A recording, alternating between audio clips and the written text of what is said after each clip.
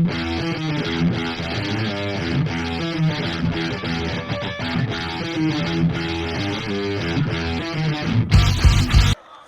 on Žižov rünnakule tõusnud ja tuleb jah tsenderdusvärava ette ka, aga vaitsed löövad selle puhtaks. Reginaldil löögivõimalus tekkimas, kukub ja seal veel efektse liigutuse teeb Vaku.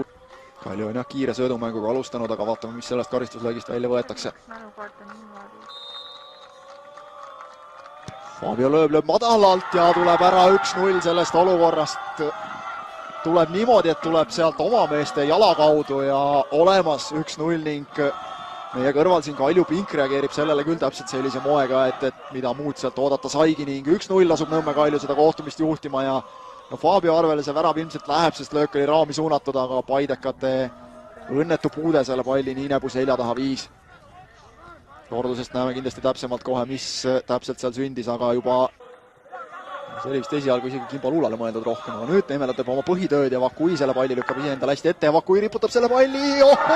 Milline!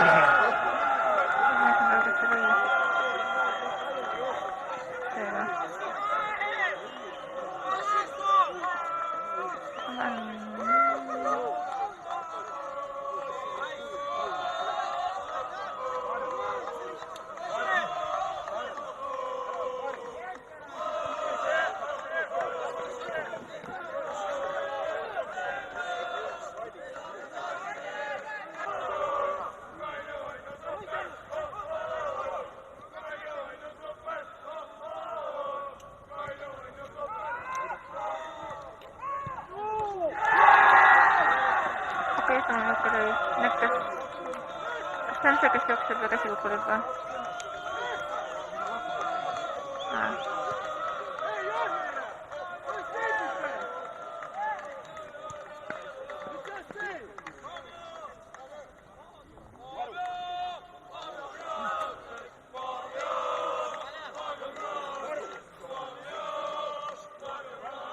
Kalju fännigrupp on jäänud sellele üritushaigu väiksemaks.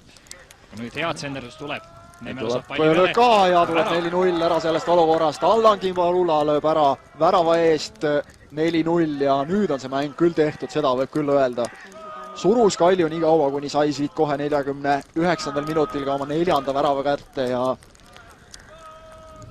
tuleb siis, ei ole midagi teha, Paide tuleb lihtsalt Kalju paremust tunnistada vist küll selles mängus.